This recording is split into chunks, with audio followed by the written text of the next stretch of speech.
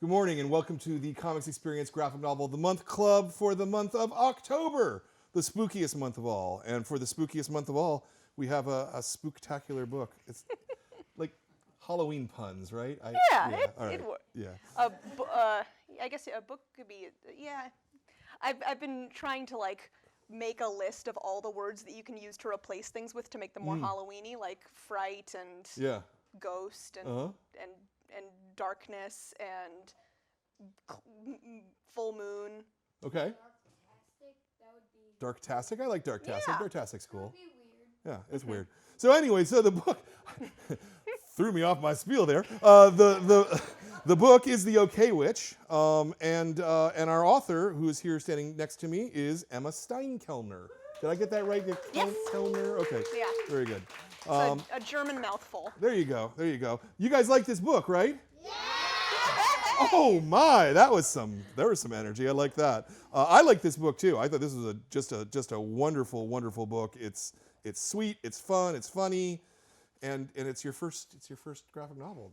That's pretty amazing for a first graphic novel. So the first question always is, because it's the best question of all, why comics? Of all the things you could be doing in your life, you're young. You look like you're in good shape. You look like you probably have friends. Like, why comics? Oh, well, all my friends like comics, so it fits. It's writing and drawing are something that I don't know how well I can do them separately. So together, it makes a lot of sense for me. But I've always really loved comics. When I was like maybe 7 or 8, I read my first Archie comic. I picked it up at the grocery store, and I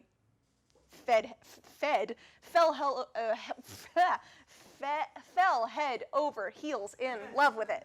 There we go. And that was really my way into comics. And they're very, if anyone has ever read an Archie comic, they have been in the public sphere for since like the 1940s. They've been going on a very long time. And they've always been available like the post office and the grocery store and all these places that I would just generally go on errands with my parents. And so I would always pick one up. It'd be like $1, and I would read it on the way home, and then I would read it again, and I would read it again. And then my parents' friends who had their Archie comics from like the 70s and 80s and all these things like would give me theirs because they knew I liked them. And it was really fun for me to kind of build this interest in not only the art form of words and pictures together in comics and graphic novels, but also this kind of sense of history and this sense of like something existing and having a tradition for a really long time. Because I've always really been into history and what it must have been like to be growing up or be a kid or be a person or be a girl in another time and place.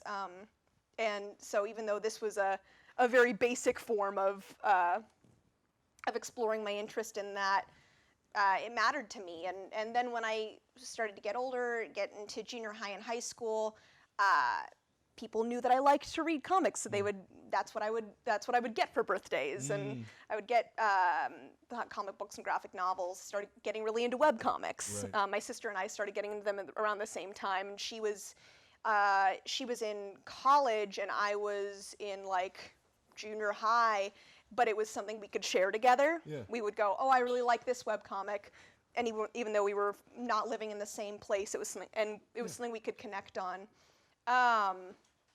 I mean, and cartoons and animation have always been a big part of my life too. If anyone else here likes cartoons, it's another form of, if it's an animation, it's seeing words and stories and pictures come to life in a different way, and this was the way that I can do it. Sure. And getting into making them, I've always been very into hobbies that I can do on my own without much help and without many resources, and comics are definitely one of those things. I wasn't good at it right away. Right. No one's good at anything right away, but I could at least kind of have it done in a way that if you had given me a violin without me ever having practiced violin, it was just going to sound monstrous when I first start going at. Is that how you do it? Does anyone here play violin? Somewhat like that, yeah. Yeah. But with a comic, I could make it, and even if it wasn't exactly what I wanted it to be, it was done. It was something I had made, and I could look at it, and I could have that. And so I just kept doing that until I felt like I was getting better. Yeah. Which what was I'm the kind of first- there now. What was the first comic you remember? Like, how young were you when you first started doing comics, do you think? I used to have, let's see, I think when I was like 6 or 7, I would start to draw mostly like characters from my favorite musicals. Okay. Because I was a big Broadway and movie musical fan. I loved like Singing in the Rain and Seven Brides for Seven Brothers and Into the Woods. And so I would draw the characters from that, and sometimes I would write my own plays and then draw those characters, and it would just kind of come together in that way. I think the first thing I can remember is I made something in 5th grade, a comic called Cinderella. Okay. And it was Cinderella, but with me.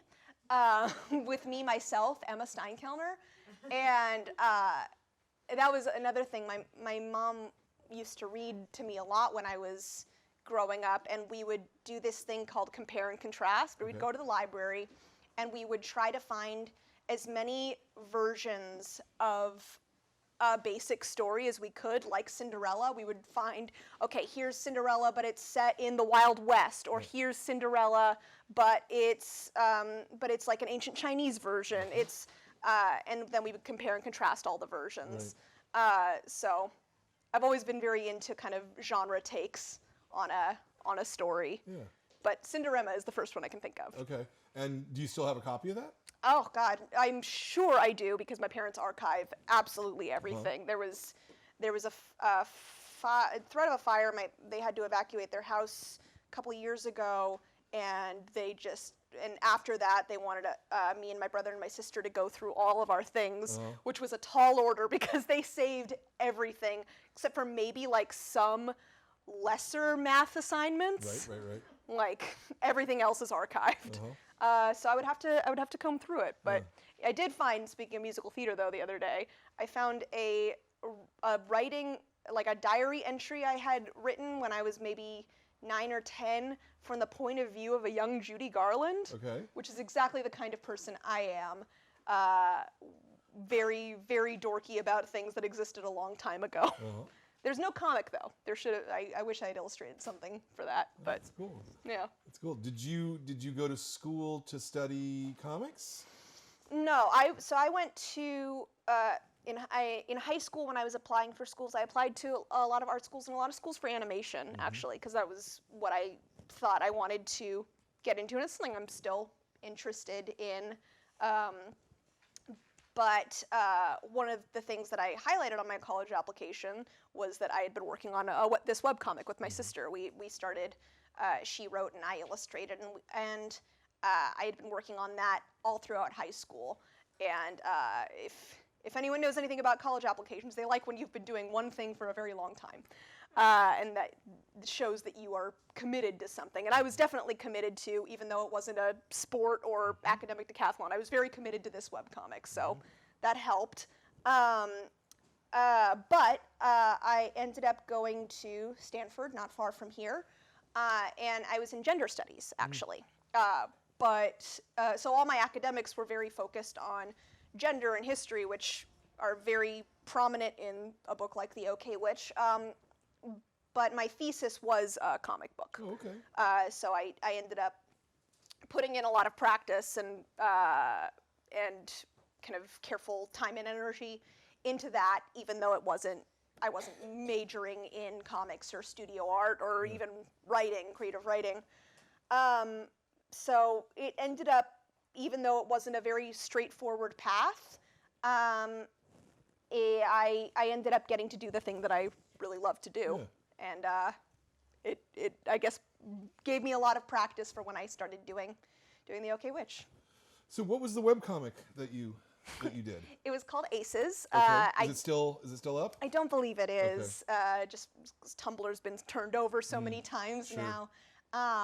But it was about a high school newspaper crew. It was very like His Girl Friday, which is a movie from the 1930s, I believe, that has a lot of kind of fast-talking banter between Cary Grant and Rosalind Russell. And it's very, did you get those papers? Like that, but better and more adept. But it was high schoolers doing that kind of thing, and had a little bit of romantic comedy aspect. And she wrote and I illustrated, and then when I was in college, we collaborated again together on an indie short graphic novel called 2019's. She wrote and I illustrated, and it was an idea by our collaborator Sebastian Kadlecik, based on kind of his experiences with his family, and all of his nieces and I was about to say grandnieces, but he's about my age, so that's not true, having their own quinceañeras. And so it's about a girl named Lupe who has a quinceañera, and then she gets superpowers for 1 year from ages 15 to 16. And it's about what she does with all those superpowers. So we get to collaborate again, but then the OK Witch is my first time writing and illustrating a big project on my own. Yeah.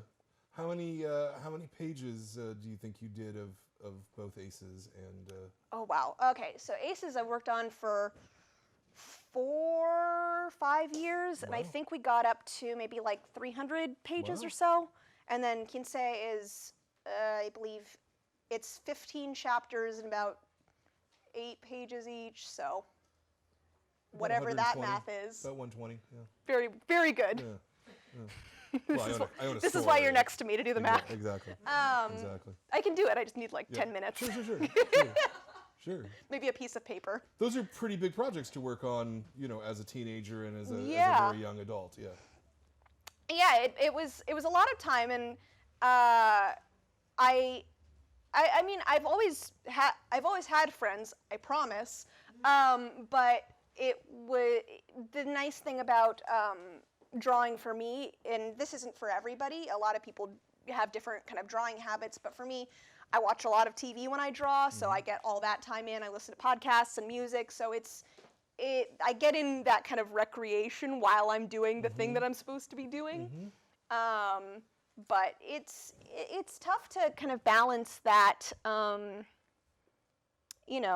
getting it all done and having a life, but it's also very important. So sure.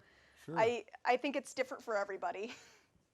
Yeah. So I guess it wasn't that big of a change then, though, for you, because I talk to a lot of people whose the first things they're doing is they did a little 8-page story, they did a 12-page story, but you already had 200-plus page books under your belt, such as it was, at the point that you were pitching this. So that must have made it a little bit easier, yeah?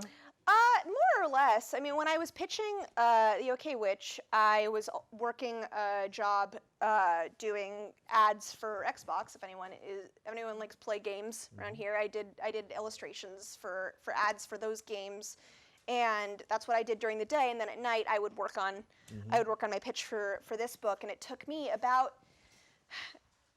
Everything's just so different, because I never would have done this if I hadn't been working with my agent Dan, who has a really good eye for what people will want to read and what publishers will want to publish. So with him, I worked on the first chapter of this book for about a year. Wow. During nights and weekends, and it took that long to get it right. And I'm really glad that it took that long to get it right, because it wouldn't have ended up where it is without that time and enough space to think and rethink and do and redo. And then after we connected with Simon & Schuster and with Aladdin, who published the book, it took a year and change to do the rest of it. So it just goes to show that sometimes these things can go really fast, and sometimes they really take a lot of time and a lot of revision. And the rest of the book took a lot of revision as well. But it just, that first chapter took a really long time to really get it right. Yeah. What was the shape of the pitch? I mean, did you do the whole first chapter and then a synopsis? Yeah. So for school, has anyone ever had to do an outline of an essay? Like, well, You will soon. It's so an essay, like a thing you would write for school. Like a book report? Yeah, like a book report. I've never done a book report. Okay. You know what? You know what? Done like the state there. You've done a state report? Yeah. I did my state report on Oklahoma. What did you do yours on? Missouri. Nice. The state bird of Oklahoma is the scissor. Because I have relatives from Missouri. Oh. Nice. I did mine on Oklahoma because there's a musical called Oklahoma. and if you haven't gotten the picture on who I am yet, that is. It's coming in together. But I still remember the state bird of Oklahoma is the scissor-tailed flycatcher. The state plant is mistletoe, and there is a pretty famous strawberry festival. I don't know if they still do it. I did one paragraph of my book report just on the musical Oklahoma, Wow. which I don't think is very relevant to the Yeah. people who live there at all. Probably not. But extremely relevant to me. What was the shape of the pitch? So before I could go forward with actually making the book, the reason I talk about outlines is sometimes in school, before I could write the actual essay that I was supposed to write for school, I would have to write, okay, what is the topic sentence of the first paragraph of the essay, and Which is basically the theme. yeah, the thesis of the paper, which would be like the main theme, the thing that this paper is about, a sentence that explains everything that it's about, and then I would have to say, here's what's going to be in the first paragraph, here's what's going to be in the second paragraph, here's what's going to be in the third paragraph.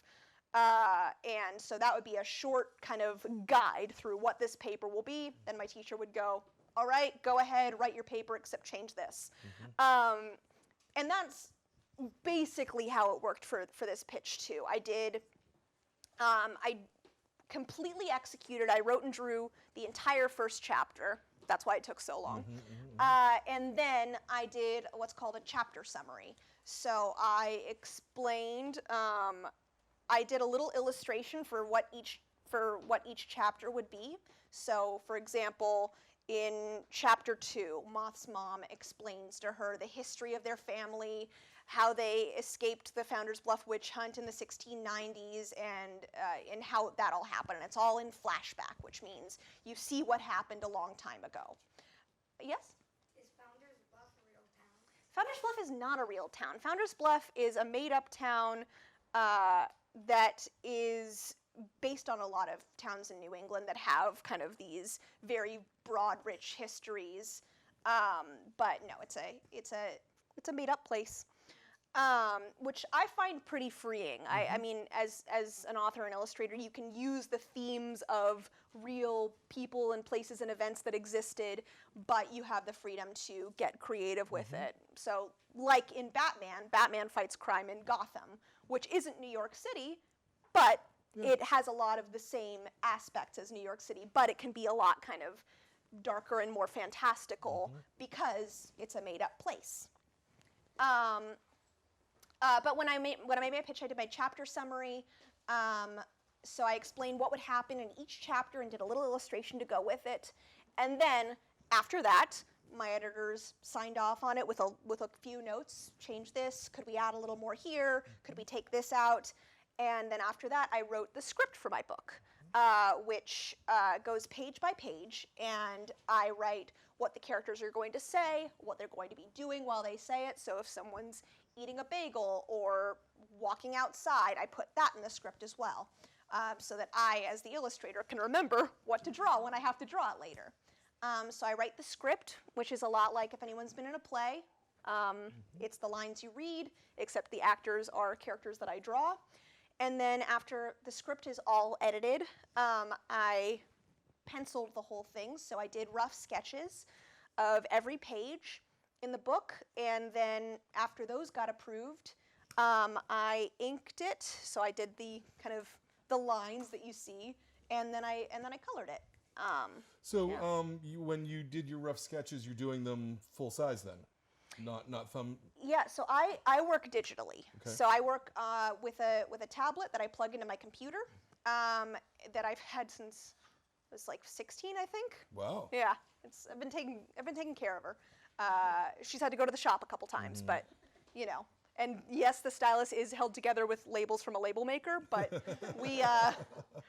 we will talk about that at another time. Take care of your possessions if you want them to be an investment.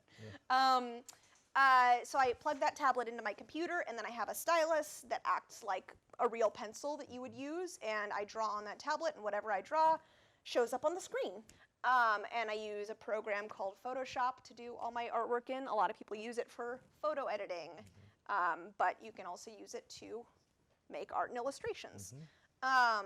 And that makes, when I have to do edits on my work, which I have to do a lot of edits, it makes it a lot easier to execute, because working digitally is just faster and cleaner for me. Well, did I address the question? Yeah, it was thumbnails, rough sketches. Yeah. So I do them full size, but often they end up changing when I ink them a lot. And are you? I mean, how much rendering are you putting in? Is it like stick figures, or is it you're trying to get the gestures pretty close? I'm trying to get pretty close gestures. I'm not going to do like fine detail work when I'm in my pencil in the pencil stage, but I want it to give the feeling of what the final illustration is going to be like. So I do and especially because facial expressions are really important to me as an illustrator, because I think a lot of my style of illustration comes from kind of musical theater and my background acting. Like when I'm drawing, I will act out the gestures. If Moth's really excited, before I draw it, I'll just go like, so I can know what it feels like to be in the body of the character that I'm drawing, and that puts me in the mood to draw it more. And that's something I learned from how a lot of animators work. You'll see a lot of pictures of old-timey animators making a face in the mirror and then drawing that face on, the snake that they're animating or something. So that really works, and it gets me feeling more connected with the things that I'm drawing in. What snake do you mean? What snake do I mean? I think I just said snake because I've been thinking about snakes. Is that okay? No, I mean like what snake? Do you mean like the snake for plumbing? Or Oh my goodness, like snaking a drain. I mean the animal snake. Thank you for checking, though. I really don't want to confuse anyone here by using a word that does have multiple meanings. Sure. That reminds me, I probably should snake my drains when I go home. Thank you.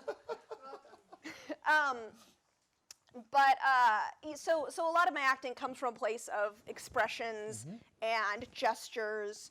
So when I am penciling something, that's something I want to get really right. Then again, backgrounds are something that are not as native to me. I really like them, and basing Founder's Bluff on real places gets me more excited about drawing backgrounds, because it makes it feel more grounded in something. But since sometimes I like to put off thinking about the background or a tree or something, I will really just, if I need to put a tree in the background of my penciled, my rough work, it'll just be ja-ja-ja-ja. Yeah.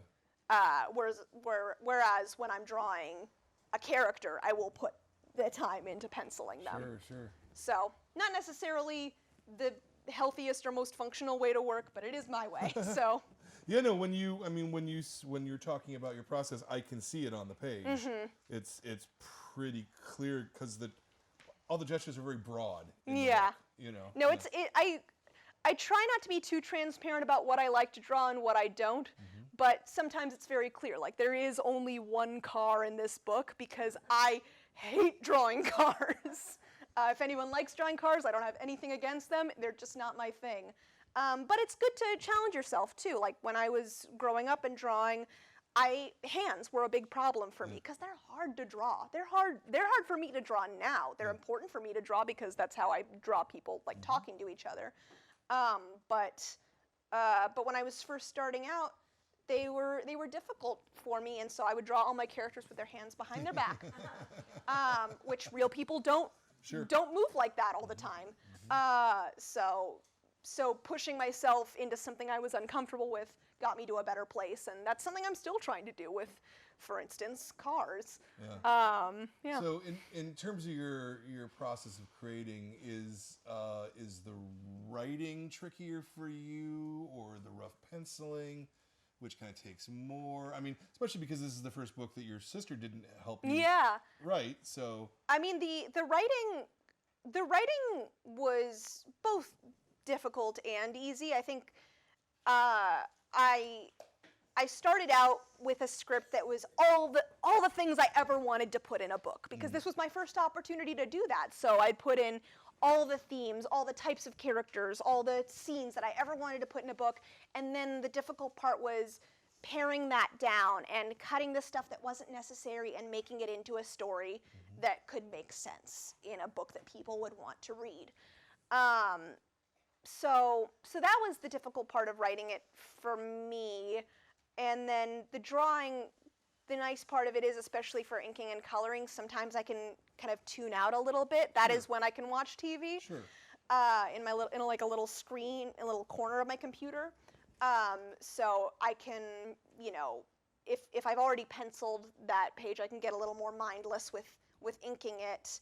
And I can also have like Murder, She Wrote or Quantum Leap up in the corner and have my attention a little more divided. Sure. So inking, coloring is kind of a mechanical process rather than. It takes a lot longer though. Sure. That is the funny part of it, is like the most kind of straightforward part does take just objectively the longest. Okay.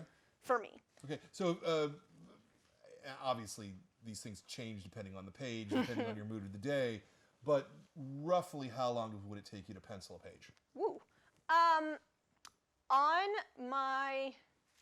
my most productive days penciling, I could do 10 in a day. Wow. Wow. And it would have to be like some of those pages were just like face. Sure. But that is what I end up talking about like a lot of natural disasters, but because global warming is real. But there was a flood shortly after that fire that I talked about, where we had to where my siblings and I had to look through all our stuff, and I had gone home to dog sit for my parents, but then this major flood happened, so I was stuck at my in my hometown for a while, and then I just had a lot of work to do on this, so I had nothing to do during the days except pencil this book. So it ended up being a very productive couple of weeks. But if it's a more detail, a more detail-heavy, more structurally important page, I would say it would take me maybe 3 or 4 hours to pencil. Yeah. And how about to ink? To ink, because it's just a slower process, probably takes 5 hours per page. Well, okay. Yeah. Okay. Yeah. So you're doing 2 pages a day, maybe. Yeah. At best, yeah. Yeah. Yeah. Okay. And then if I get invited to a party, Right. it's a big choice. Yeah. Coloring?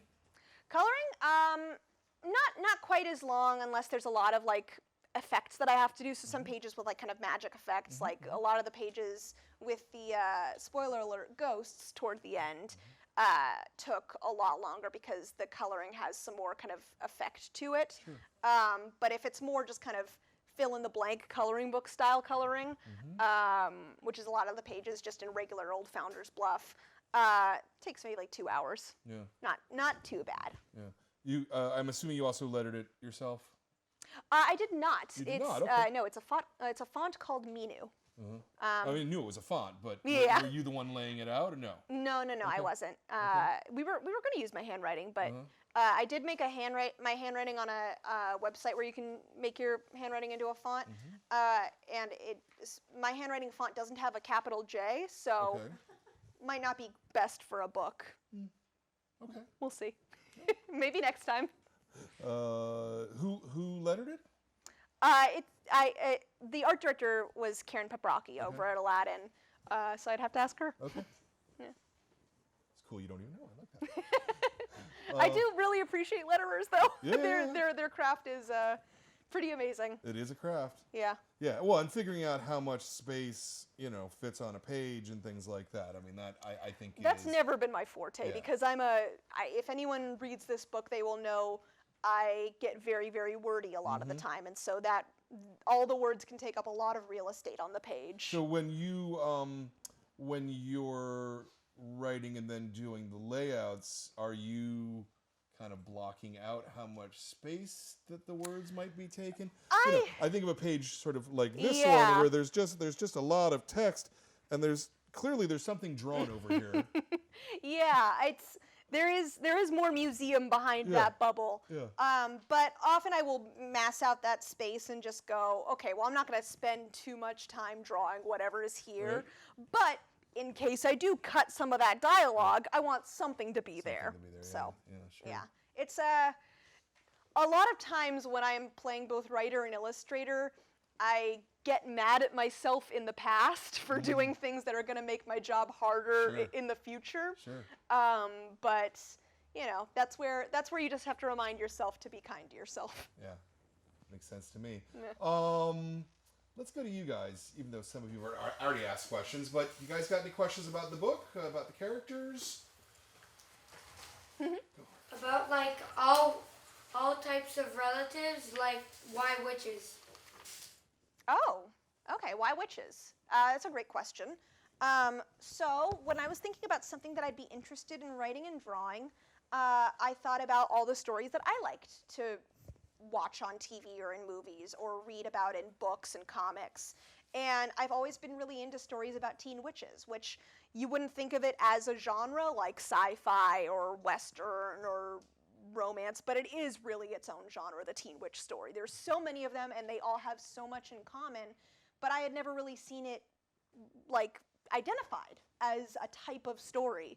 And so I thought it'd be interesting to tell the kind of story about a character who did love those kind of stories and then it happens to her. So that's what I did. That's what I did with Moth. So I guess the answer is because I like witches. I think that they're interesting, and I think. Oh yes, Mothka, as Mr. Laszlo calls her. It's I've heard Mothka. You can pronounce it that way, but my mom says Mothki. So you can, it goes either way. Yiddish is a funny language, which I studied in college. It's Yiddish. I took 1 year of college level Yiddish, which is not something. Wow. Not something everyone says because it's mostly a language you learn from like your grandparents. Right. But there you go. And just out of Yeah. I have to ask out Yeah, of of curiosity, course. why? Why? Because I had to take a language. Okay. I took Latin in high school, but I don't think it counted for college credit. And so when I looked at all the languages, I thought about German because it's part of my family's history. But then so is Yiddish, and even though no one speaks it anymore except for like some very small communities in Brooklyn and like Argentina, I think, like it just. I wanted to, and it actually helped me a lot when I'm looking through kind of historical documents and stuff. It helps me kind of translate things and and it's just fun. And obviously, I used it for this a lot. Sorry, did you have a question? Is it taught by a grandparent? Was it taught by a grandparent? I'd have to ask Reb Yunkel if he has any if he has any grandchildren. I know he has a baseball cap because he wore it every day. But what was I saying about? So I guess the answer is I like witches, so that's why I wanted to write a story about them. I think that they've always been a historically very fascinating and kind of fraught subject. Stories about witches always tell us a lot about the time in which those stories are written, what people feared, and what people hope for, because it's all about power and what people are who in a population people are afraid of having power, which is often women, and what you would do if you had power beyond what you do have in real life.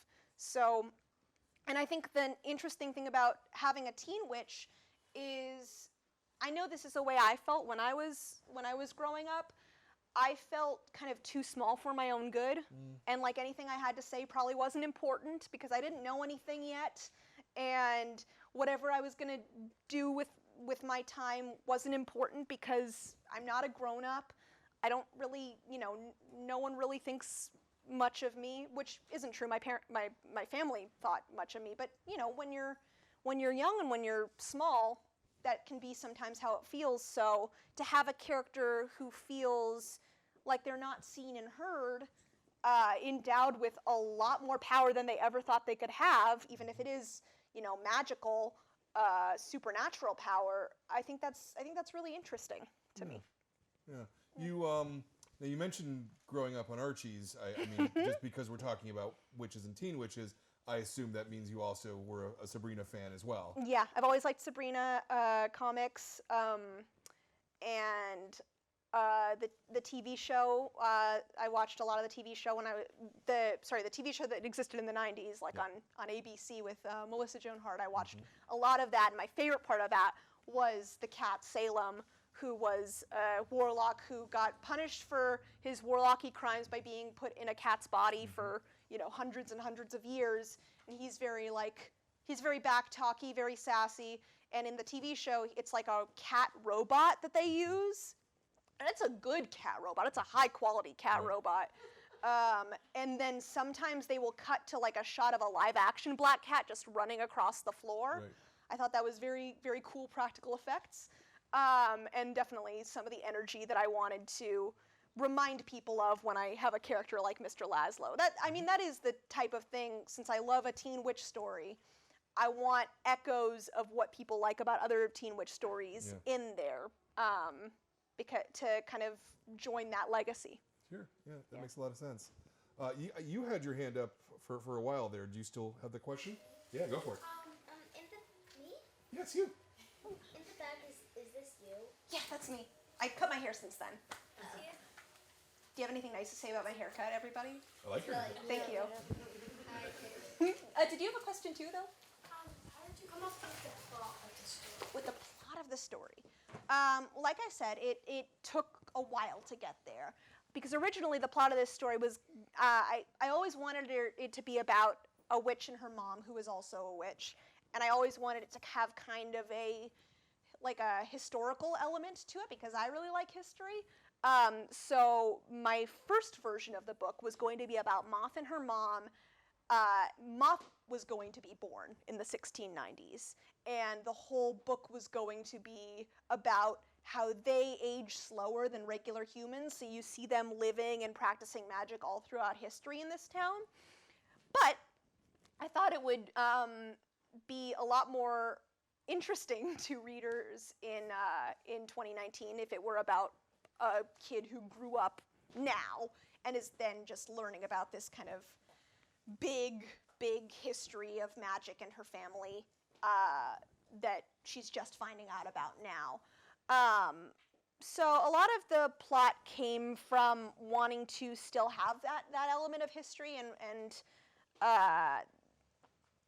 have Moth discovering it. But I think the plot came from just, I would start with like all the things that I wanted throughout the story that I knew I wanted to happen, and then the story was filling in those gaps, which is not a process that works for all writers, but it works for me. Yeah. Yes? Okay, so I have a couple questions. One, Sure. so I just realized this. So in one of the flashbacks, when Moth and her mom were looking at like her and Moth's dad, she said, "Oh, but something about 2006," and Moth was like, "That was 14 years ago." I'm just wondering, because that's like an incredible coincidence that it was set in 2020 and it's 2019 now. Did you like try to predict that, or did you just casually feel like? I knew that the book was going to come out in 2019. So that is the nice part of publishing, is I had this book finished about, I had everything pretty much locked in May of this year, and I knew it was going to come out in September of 2019. Okay. So that is, I cheated a little bit by working backwards, but it did take me about 10 minutes because math is hard for me.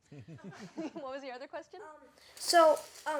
But it's about Mr. Laszlo. I love answering questions about Mr. Laszlo. So he's a cat, but he says like he was finding like a spirit host person. Was he also like a wizard or witch or whatever, or was he? That's very interesting. I mean, I've always thought of Mr. Laszlo as a regular, like a non-magical human, before he before he passed away and turned into a ghost. And I guess a lot of ghost mythology is just, what we as a community have like made up throughout time, because we just don't know what happens after we go. Sure. So we just make new stuff up. And so for me, I used a little bit of kind of ghost mythology, which is if you leave this world but you still have things to do and people to help, then you as a ghost can do certain things like, stay in a house or haunt a house, I guess, or float around and talk to people. So for Mr. Laszlo, I decided that he could ask this cat if he could like be a part of this cat and talk through this cat to his friends.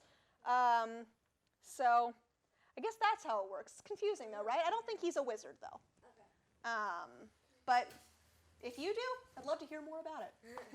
Yeah? Why did you think of putting Mr. Laszlo putting rats in front of people's doorstep for presents? Because it's something my cat does. It's one of my parents' cat. I think I know what that is because he shares his spirit with the cat. Yes, yeah. So Mr. Laszlo can talk through the cat, but also the cat does the things the cat wants to do. Yeah. So they get kind of jumbled up sometimes. That's thank you for helping me answer that. But mostly he does that because it's a thing cats do. That they like to leave humans presents, and to them presents are dead rats. Yes. Is there a sequel, or are you gonna write one? I'm working on something right now, and it's a secret. But Why? it's because No secrets. Because publishing, I don't understand publishing at all. But I don't think you have to give up the idea of there being more moth books without saying too much. Okay. Yes? Out of all the things that Mr. Laszlo could have possessed, why did you choose a cat? Because it goes with witches. A black cat has always accompanied a witch for as long as we've been talking about witches in history. And often that's because, in kind of the early modern period, so in the 14th, 15th, 16th centuries, when people thought about witches, they thought about old women who lived alone and had things like cats who would, in those days were kept around to keep mice and rats away from the house, because mice and rats had a lot of diseases that medieval people didn't want to have in their bodies. So that's why black cats became associated with witches. And so it made a lot of sense to have Laszlo as one. So it's not really, I don't think Mr. Laszlo, the character, went into a black cat because he thought this would go great with a witch, but it's because the author, Emma Stienkeller, thought that would be a good fit. Yeah. Yes? I noticed that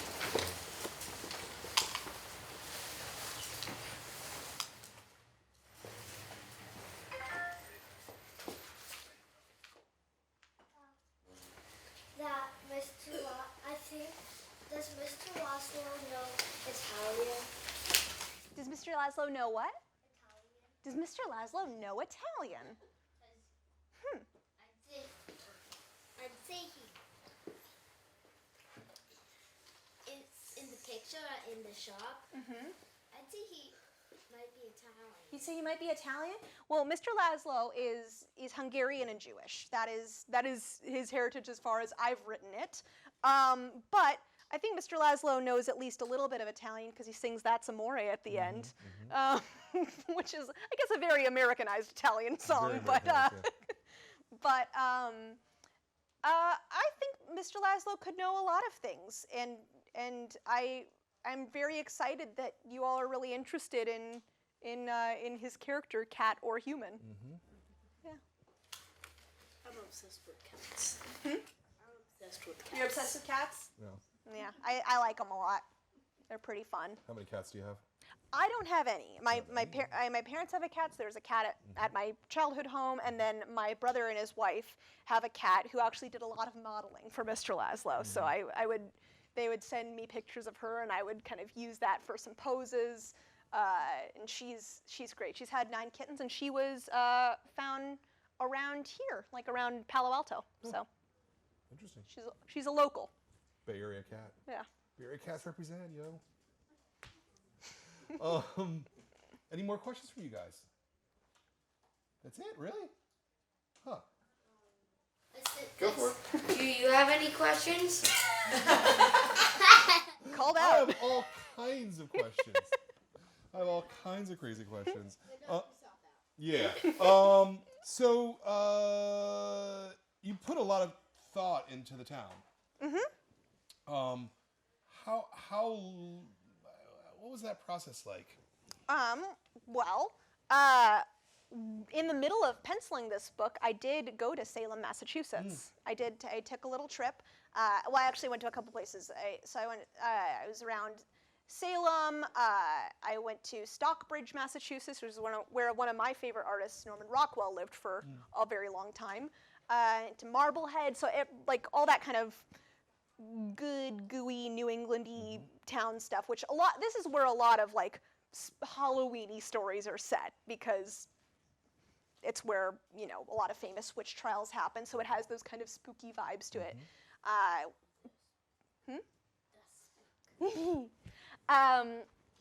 So being there gave me a lot of inspiration. They have a witch museum that is great. You go into a very, very dark round room, and then they light up kind of wax figures that play out the scenes of the Salem witch trials, which was a very, very fun experience. I think it's been that way since like the 80s. So being around there gave me a lot of good kind of local flavor to be inspired by, and also I have some friends from that area, and they helped kind of correct me and go like, actually, it would be more like this if someone actually lived there, or your map of Massachusetts is really, really bad, Emma. And it was. I didn't do the little hook. Right. So it was actually going there and actually doing a couple drawings there was very helpful for me. But when I was in 5th grade, my mom and I lived in Connecticut for a little bit because she was working there, and she brought me with while my dad stayed here, and because my brother and sister had to go to high school and stuff. But I went with her and did a little bit of 5th grade on the East Coast, and that whole time was like the fall of being 10 really, really stuck with me, and so I've always wanted to do a story set in that kind of place. And when you started thinking about doing this book, because previously you'd worked with your sister, was there a thought in your head that you were gonna ask her to do this as well, or was this you just knew it was gonna be you all the way through? I did know it was going to be me all the way through, just because when I started working with this agent on this story, it was just me the whole time, and she is very, very busy with her own things. She's on a TV show on Facebook Watch called Sorry for Your Loss that is really wonderful, and I highly recommend it. But She's an actress. No, she's a writer. She's a writer. Okay.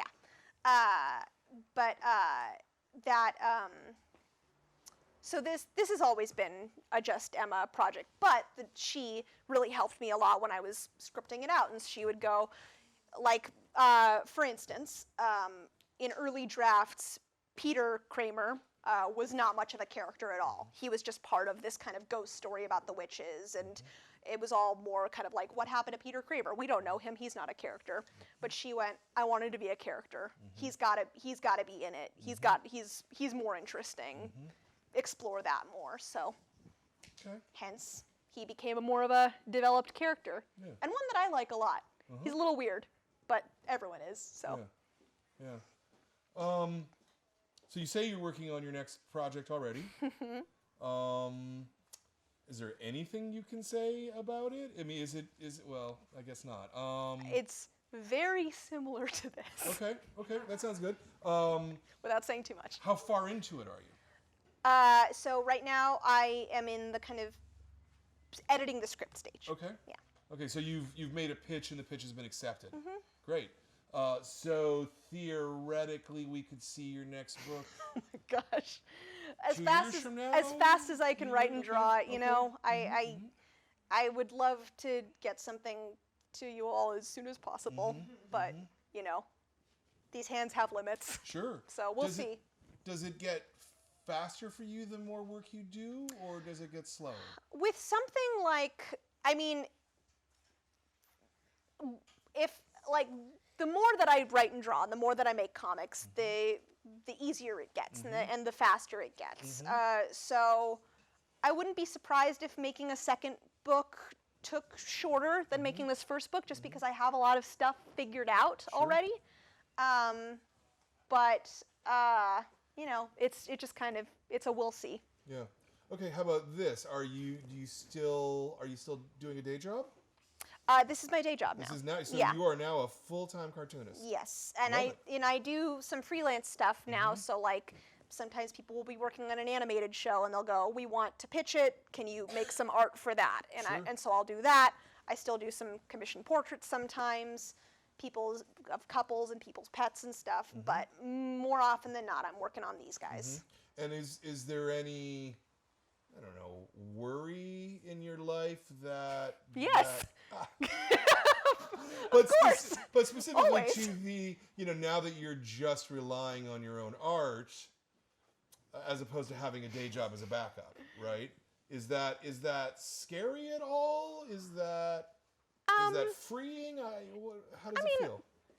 So I'm 25 years old, and all my friends are my age. Not all my friends, but a lot of my friends are my age too. And we live in a time, it's something called a gig economy, where a lot of people take on short-term jobs, the ones they can get, that may not necessarily be the jobs that they're going to be working for 10, 20 years, the way it was like more, decades ago. And that has its pros and cons. For some people, it's freeing to not have to know that the thing you're doing now is the thing you're going to be doing forever. But for some people, it's pretty stressful. And so for me, I know, even though making comics takes a very long time, and so the money I make for it has to be spread out, because it's not coming in all the time. Even though that is a factor, I know it's the thing that I really love to be doing, and I only eat bagels anyway, so it's not much of a budget for that. So it's the kinds of things that I never really thought I'd be thinking about when I was in school and stuff, and it's not the things that you shouldn't have to think about if you don't have to at this time. But it's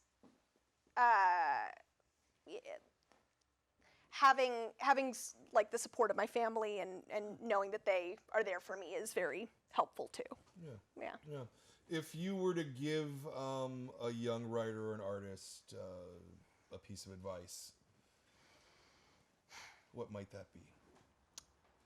I think it's very important to be really kind to yourself. Like, there was a point when I was deep in work on this book that I was working, maybe like 12, 13 hours a day, and it was a lot, and I knew I had to get through it because I had to get these pages done. And at the same time, sometimes I would put in a lot of hours on a page and it wouldn't turn out the way I wanted it, and I would feel really bad, because I would go, well, that doesn't make any sense. I'm putting in the time. Why isn't it, if I'm putting hours into the machine, why isn't the art that I want, the good art that I should be making, coming out of the machine? Sure. And then I had to go, well, I'm not a machine. That's why. I'm a human being. And sometimes I have off days, and sometimes, things aren't going to go exactly the way that I planned. And it's important then to know that you can take a walk, that you can talk to someone you love and trust, or you can have a snack, or there's things you can do to take a breather And by the time you've done that, by the time you're relaxed, you're probably going to make better art. Yeah. I would agree with that too. Any last questions from any of you guys? No? All right. No, that's fine. That's fine. I want to thank you for this book. I thought this was I really do. Thank I you. thought this was a lot of fun. I think your art is just delightful and expressive, and yeah, I really like this book a lot, and Thank you guys you. all like this book a lot too. Yeah. I want to thank you for inviting me, and thank Of you all for course. having me. Of course. It really makes me feel happy to know people have been reading and enjoying it. Yeah. It makes my heart very, very full. Yeah. So the book this month, if you're watching at home, it's The OK Witch by Emma Stienkeller. And I thoroughly recommend that you go out and get a copy of this and read it, because it's great stuff. And all these kids are also going to go yay when I point at them. See, they also think so. So that's that. So that is our October book. Next month, November book. See, I can't do months. You can't do math. Is Sunny Rolls the Dice by Jennifer Holm. Jennifer Holm is going to be here on Saturday, not a Sunday morning, a Saturday morning. We have to switch it because that was what her schedule was this month. Saturday, 11:23. So mark that on your calendars. And we're going to have Jennifer Holm here. Jennifer Holm, you may also have read some of her books like Squish or Baby Mouse. She's got a whole lot of books. So I'm thinking that's going to be a nice big event with a lot of people here. And you kids today, if you're here, you can pick up a copy of this right now. Nobody else gets it till the end of the month. Ooh la la. You're special, that's why. And then I also wanted to point out that just because I know some of you liked this book, and I liked the book too, this is not part of the kids club, but Joey Ellis, who did Wolfie Monster and the Big Bad Pizza Battle, he's going to be here Saturday, November 2nd at 12 to 2. So we have flyers for that up at the front of the counter. Even though it's not a part of a kids club, still come down and join us. That would be fantastic. But our book this month, The OK Witch, is, like I said, go and get this book. This is a great book. And I really want to thank you for doing it. I want to thank you for coming out. Thank you, Brian. Thank you so much. Thank you all, and we'll talk to you guys next month.